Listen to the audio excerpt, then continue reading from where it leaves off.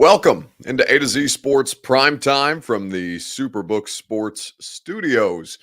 Thursday night edition, last primetime show of the week for us, and a game to talk about coming up on Saturday at Nissan Stadium, the final preseason game, as a matter of fact, that the Titans will be taking part in. We are going to talk about players both on offense and defense who need to do themselves a favor with above average to optimal performances in preseason to kind of give themselves a chance to latch onto this roster. We'll do a weekend bounce back candidate and wrap things up for us on the primetime show. A lot of good stuff to get to. Looking forward to having you guys as a part of the conversation, as always. Before, though, we get started, before we get into the great content that we have prepared for you tonight, I need you guys to share this show. If you're on Twitter, retweet it. Bottom right-hand corner of your screen. I've just done so myself. If you are on Facebook Live, you can share now to public. That's in the bottom left-hand corner of your screen. If you're John Vargas, like John Vargas or Giancarlo DeLeo, what a great name, Giancarlo DeLeo. Anyway, share this show. Share now to public, bottom left-hand side. And if you are on YouTube or Twitch like Nav454 or Sin City Titan, please subscribe to the channel. Throw us a like on the video if you would be inclined to do so. We would greatly appreciate that. And now that more of you are here, more of you will continue to trickle in. We can go ahead and start this show up officially. Talk some Titans and Cards on a Thursday night. Welcome into A to Z Sports Prime Time from the Superbook Sports Studios. I'm your host, Buck Rising, and I am proud, as always, to be presented to you by our friends at the Ashton Real Estate Group of RE/MAX Advantage. The Intel Edge is what you get at GaryAshton.com, so don't sell without the intel before you talk to the Ashton team. Superbook Sports, where you can go now and they will match your first bet up to $1,000, whether it wins or loses. Superbook Sports app in the Google Play or Apple App Store. Two Rivers Ford, always reliable, always operating with honesty and integrity for the last almost 40 years in Middle Tennessee. Trust the best in the business at Two Rivers Ford in Mount Juliet or online at tworiversford.com. So, keeping an eye on Thursday Night Football. There's two games going on right now. I've got on in the office. I guess I could have put the other game on my iPad in here. But I was curious to watch the Amazon Prime broadcast because this is the first time that Kirk Herbstreit and Al Michaels have done a game together that has been, for lack of a better term, nationally streamed, if not nationally televised. The Houston Texans and the San Francisco 49ers in the waning minutes of the second quarter right now. San Francisco looks like they just had a turnover, an interception, as a matter of fact. And in this third preseason game, as far as Titans starters and players of note are concerned, I thought it was pretty interesting because I came into today's radio show basically convinced that we would see no starters for the Tennessee Titans on Saturday night. And then I had somebody for the team reach out to me in the middle of a thought while I was doing the radio show with the starting offense and defense for the Titans in preseason game 3 last year. Out of all of the guys who played, or at least all the guys who started, you had 1, 2, 3, 4, 5, 6, if you count Marcus Johnson, offensive starters that played in the preseason, that started in the preseason. On defense, you had 1, 2, 3, 4, 5, 6, 7, 8, 9, 10. 10 of the 11 guys who ended up being starters or in a starting role started the third preseason game, like Jeff Simmons, Danico Autry, Elijah Molden, Jackrabbit Jenkins, Kevin Byard, and a lot of other guys. So it's not a given that you won't see any starters at all on Saturday night. Tom Brady, for example, in their final preseason game is going to play against the Colts, and we'll see how that goes. So where snaps are limited and veterans are looking for a bit of a tune-up with a couple of weeks to go before the regular season, who on offense for the Titans needs to have a standout performance, because given the fact that their reps will already be limited heading into this game? Let me know which Titans offensive bubble guy needs a huge game against the Cardinals to kind of tip the odds in their favor. We'll talk about it together. It's your Two Rivers Ford take, as is the custom, on a Thursday night. Which Titans offensive bubble guy needs a big game against the Cardinals for them to be able to make it onto the team? We'll talk about it together right after I tell you about our friends at Two Rivers Ford. They are the best place to buy a vehicle. They will go above and beyond to make sure that you can shop any different kind of way that you want, no matter how you like to shop. Two Rivers Ford is always going to make the buying process simple and easy for you.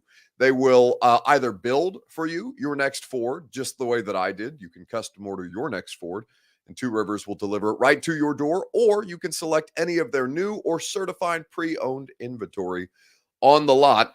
And if you don't see the exact vehicle that you want, but you want their sales staff to keep an eye out for you, if a better fit would come in and come available for you, Two Rivers Ford can do that. And they'll give you a call when some vehicles that arrive may work for you. Two Rivers Ford in Mount Juliet or online at tworiversford.com. So offensive bubble guys who need to show up and show out in this final preseason game. Chris Frazier says, Paul said that Woods will play. I must have missed that today. Kaharski reported that Robert Woods will play in the final preseason game. I'm seeing if I can find that tweet right now. It does not, I'm not seeing it on Twitter at the very least, but maybe it's from a while ago. I have not, I'm going back about 4 hours ago right now, and there's nothing that has popped to me.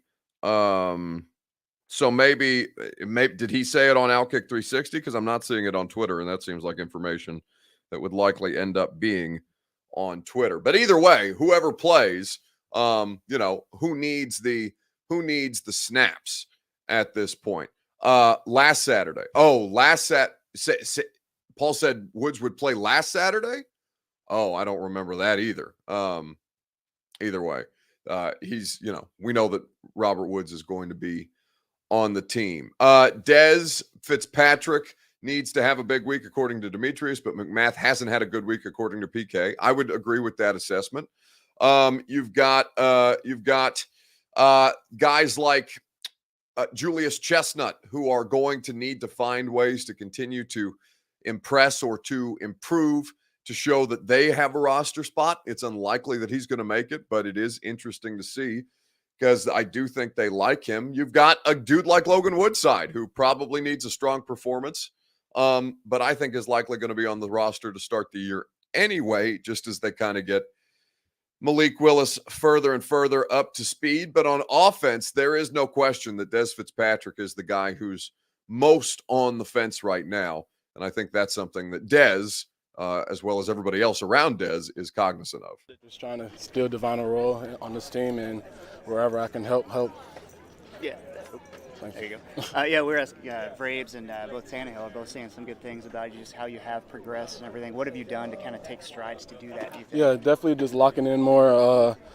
It's completely different than last year. I just have a year underneath my belt, staying on top of the details, knowing what really the team keys are and how, really us Titans should play. Sure. What type of chemistry do you think you've been building with Ryan out there? Yeah, definitely. I mean, just starts in the meeting room, him knowing that I know my assignments to the T, him knowing that, when I go out there, I'm supposed to be at the right spot and on the right depth and, make the play when the ball's in the air. So, I'm still working on it, but, everything's not going to be perfect. So,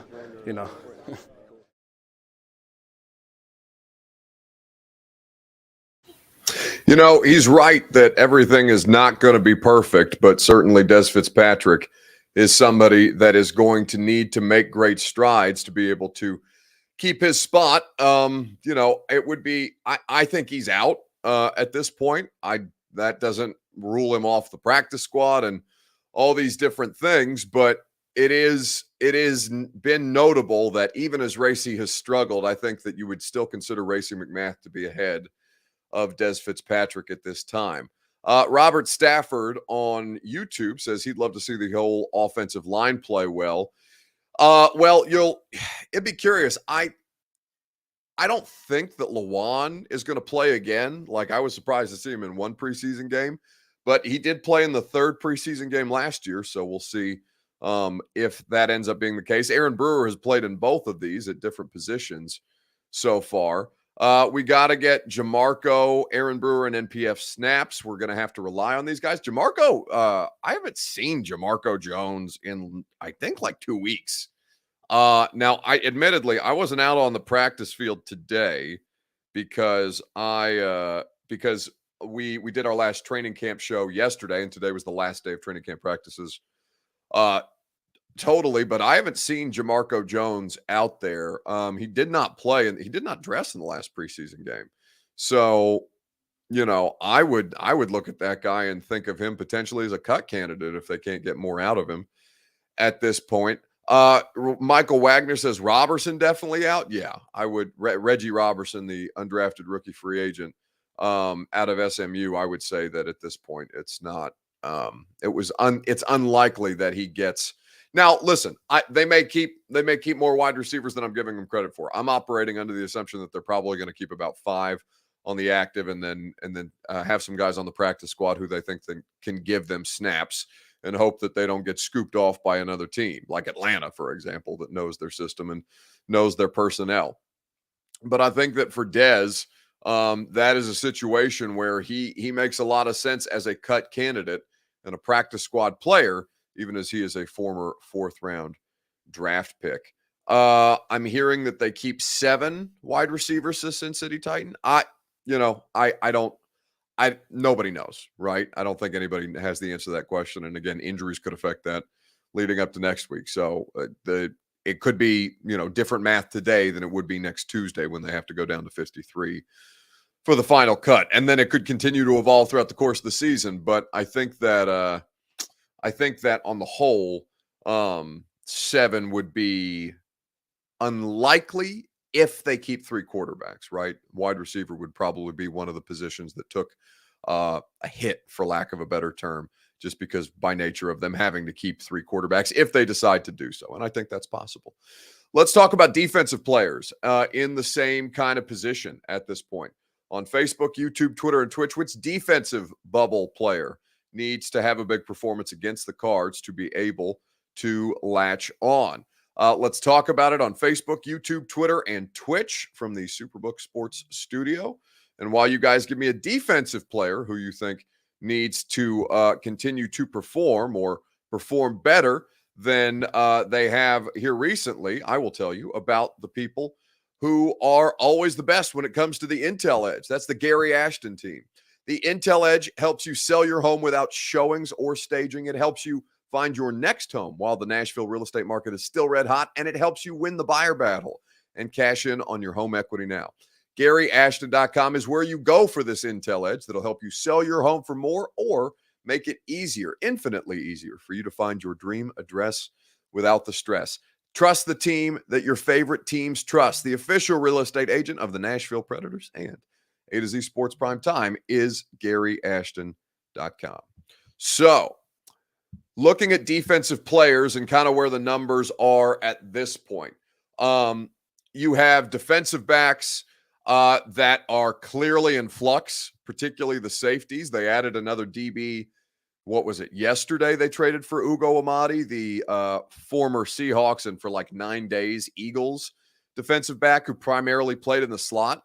Elijah Molden did not practice again for the second straight day, and I think that is that's something that you have to keep an eye on as to why they're starting to shuffle these guys. Safety depth is not something that they seem to have been satisfied with so far. They've made trades. They've acquired guys off waivers who were unexpected cuts by other teams. They've gone to the veteran market to kind of, with guys like Adrian Colbert to see if they can get better snaps. Theo Jackson doesn't seem to be latching on the way that, I think a lot of people hoped that he might, given that he's not just a local kid, but also played at the University of Tennessee. And obviously you're going to be attached to guys like that. Dago says somebody like Naquan Jones or Laurel Murchison. Let's see who makes it. I would favor Naquan in that particular position. Chris Jackson for Billy Jones. He thinks that what is Chris Jackson going into his 3rd year? Is that right? 3rd year for Chris Jackson. Yeah, I think that would have been 2020 class. So yeah, Chris Jackson, who has recently returned from injury, but did not have a good performance in the last preseason game we saw him play in, which was Baltimore. Chris Jackson is probably one of these guys you have to keep an eye on. But the thing that I think is most notable, and one of these guys is going to make the team, whether it's Joe Jones, Jack, is it Jack Gibson or Gibbons? Jack Gibbons. Apologies to Jack Gibbons. I continue to botch his name. But inside linebacker depth is not there right now. Beyond Zach Cunningham and David Long, who are healthy, Monty Rice was moved over to the reserve PUP, which means he'll miss at least the first 4 games of the season. Dylan Cole has dealt with injuries. So you got to cut a bunch of dudes back there who don't have a lot of experience, and some guys that, have been on the team or around the team for a while, but you don't necessarily look at as solutions or competent depth inside. But the guy that called Dr. Gibby has been somebody who has been curious for us between him and Chance Campbell, the 6th round draft pick out of Ole Miss from this year. One of those dudes is going to make it because they just don't have bodies at that position right now. Titans have called and offered me a chance, and that's all I was looking for. I felt like this is a place that I was kind of had circled as one of the top places that I'd like to play at, just because of the style of football they play. They run the football, they play tough defense, and that's kind of the personality of a team that I really like, and just have a lot of respect for this organization. So I was happy when they gave me a chance, just took it. And I guess I heard Mike ask you about it. Just playing for a coach like Vrabel, the guy's got a background as a linebacker. How much you think that helps you? And did you know much about his career before you got here? Yeah, definitely. I mean, he's a legend at playing linebacker, and won a lot of Super Bowls and stuff with being a part of some awesome defenses. So it's super cool to have that perspective. Somebody who's done it at the highest level. I mean, it's kind of invaluable experience. So definitely try to be a sponge anytime you can be around him, and all of our coaches. They got a lot of information, and so just trying to soak up as much as I can and keep learning about the game. And then I guess a couple days into being here for OTAs and stuff, I was kind of answering some questions right and stuff, and so I don't know, he thought maybe I was a doctor, and he started calling me Dr. Gibby. And I guess he said it the other day in the media that I didn't really get it. I was like, Coach, I wasn't pre-med. I thought that maybe he thought I was studying to be a doctor. And he was like, it's just a joke. Like, I guess that one went over my head. But, I mean, I guess it's good to have a nickname, and I feel like it's a positive one, so I'll take it. So that is Jack Gibbons, Dr. Gibby, as he is known around campus. That is somebody who I think is probably going to make the roster, either he or Chance Campbell at this point. They just played a lot of snaps right now out of necessity. They don't have inside linebacker depth. Andrew Riddell says, bring in playoff Willie to fill the void. In fact, ironically enough, I'm wearing my sellout Willie shirt on under the no free ads for Bussin', but they asked me what shirt I would like of all the different Bussin' merch that they have, and I said, yeah, give me the one where it calls him a sellout. I like that one. Now playoff Willie, I think has been tweeted at about his status given the Titans' needs at inside linebacker right now, and he said that he is making too much money in the podcast game at this point to bother with anything like this until December. And the natural reaction, of course, is, well, we'll see what he looks like in December, and if it's any different than what he looks like on Thursday, August the 25th. But regardless, if Will came back here, it would be exhausting for me. So I'm actively rooting against that happening at this point. Weekend bounce back. Let's talk about who needs to bounce back in sports. Facebook, YouTube, Twitter, and Twitch.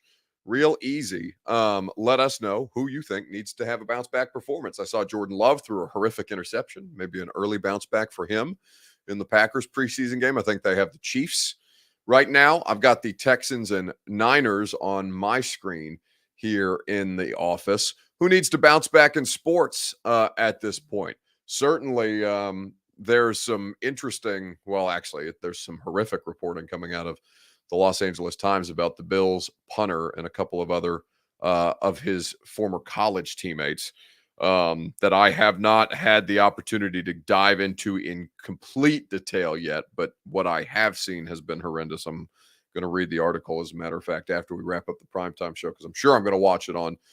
I'm sure I'm going to talk about it on radio tomorrow. Michael Jones wants to know, how am I watching the Texans game? Because I've got Amazon Prime, and the TV in my office is a smart TV, so I just turned on the Prime app, and there it was. But this is, it's interesting. It's the first time I've watched the Prime. Well, I guess this is the first Prime NFL broadcast that has been made public for people to consume, and it's Al Michaels and Kirk Herbstreit, and it sounds like Sunday Night Football because Al's out there doing it, and he's the best. Even though I think he's in his 80s at this point. He's still up there crushing it. So, who needs to bounce back in sports? Let's talk about it. Could be Treylon Burks, who hasn't practiced the last couple of days, missed some time due to injury. Let's talk about it. Facebook, YouTube, Twitter, and Twitch. While you guys do that, I'll tell you about Superbook Sports. They will help you bounce back. They'll help you get in on the action with lines on every NFL game this season. Superbook has it all. You can wager on football and every other major sport in the Superbook Sports app. They have incredible odds boosts like the Titans to win the AFC South plus 250. How about that for value? You can make your first bet and they'll match it up to $1,000 whether the bet wins or loses. So many incredible offers and opportunities for you to cash in the Superbook Sports app. Go to superbook.com for terms and conditions. Gambling problem, call the Tennessee Red Line, 1-800-889-9789. So, who needs to bounce back most in sports this week? Sin City Titan says, Dylan Radins.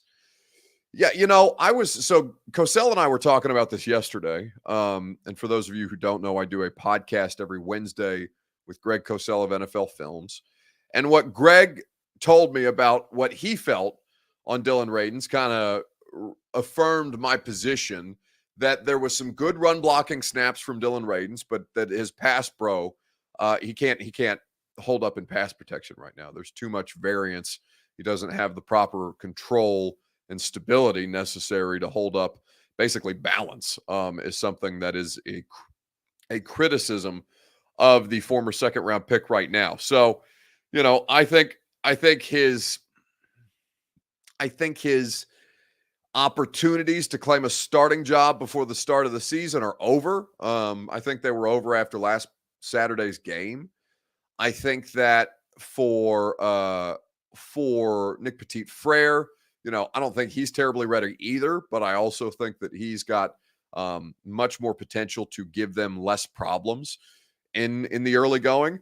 How about the fight with the Rams and the Bengals? Aaron Donald needs to bounce back. He's out here. He's dual wielding Bengals helmets and swinging them at people. It's honestly really bad. The clip that came out of the joint training camp practices that they had today between the two Super Bowl contestants last year was scary to see. And certainly, the team handles that. There's no league discipline as far as that's concerned, but action needs to be taken against Aaron Donald for weaponizing two helmets, not just one, and swinging them at Bengals, I assume offensive players. But as far as bounce backs are concerned, it would seem that Sean McDermott, the head coach of the Bills, wants the smoke. He is tired of Mike Vrabel and Dan Campbell being the only NFL head coaches who are talked about as could kick everybody else's ass. And on Pardon My Take, the Bills coach, Sean McDermott, decided he wanted in on the action. We were talking about you last week. We did a big debate on which coaches we think could kick everybody else's ass in the NFL. So you were drafted number 3 overall. It went Dan Campbell, Vrabel, then you. We still have people in this room right now who think that you should have gone number 1 because of your experience as a collegiate wrestler. Wrestlers are built different. You guys are a little bit crazy. You're not afraid of contact. So have to ask you, do you think that you could kick Dan Campbell's ass? Yes. And Vrabel also. Throw Vrabel in there at the same time. Okay. I like that. I mean, it's good. I like the confidence. There is just a good policy in life is don't mess with anyone who wrestled at any level because you guys are just all psychos.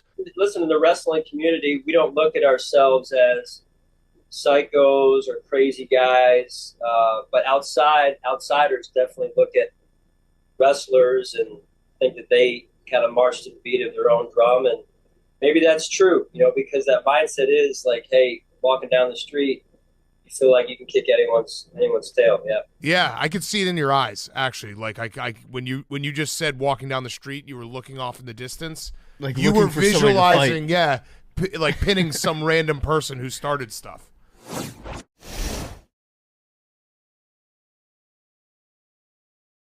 So that's the Bills coach, Sean McDermott, saying not only could he kick Dan Campbell's ass, not only could he kick Mike Vrabel's ass, but he could kick both their asses at the same time.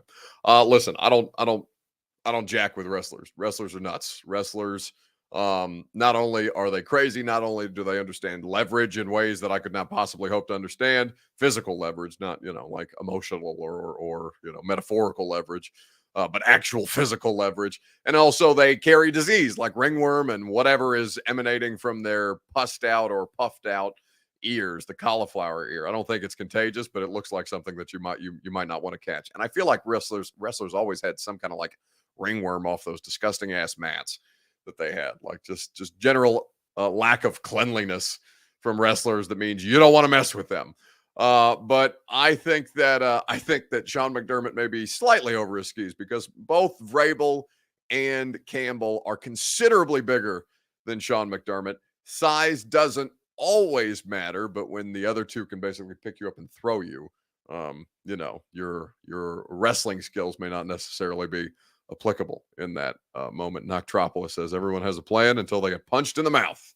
That's right. But, maybe he would surprise, as wrestlers tend to do. It's going to do it for us tonight on the Primetime Show. Really appreciate you guys hanging out all week with us. We will be back Sunday night. Well, actually, are we back Sunday night? When's Labor Day weekend, Reed? Next weekend? Not next weekend, the following weekend. Anyway, we're off Labor Day weekend Sunday. But I don't think that's next weekend. So I assume we'll be back on Sunday night. We'll keep you updated as I have forgotten to check my schedule here lately. No more Titans training camp practices. They'll still have some work that we'll be able to talk about. But for the most part, training camp is in the books. And we are off and rolling for another preseason game on Saturday. For those of you who are going to the game, I hope to see you. I always enjoy catching up with people at these things. We are going to be out there doing the Lee Company Countdown to Kickoff from 3 to 5 p.m. outside the stadium on that, right by the Pro Shop on that stage. Myself, Blaine Bishop, and Mickey Ryan will be talking about the preseason game for a couple of hours before we head in. And the radio show tomorrow, Coach Mack, Coach Dave McGinnis at 10:20.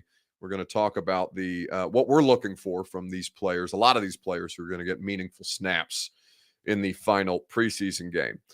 If you are in the mood to check out podcasts, do that. We have Malik Willis from this week. We have Diana Rossini. We have Josh Pate, since it's week 0 in college football, to get you guys excited. And so many different great guests on the radio show. So go check that out. A new 615 sessions will be in your feed tomorrow at some point as well. And that's all we got going. So I'll talk to you guys tomorrow at 10 a.m. on 104.5 The Zone and Sunday night on A to Z Sports Prime.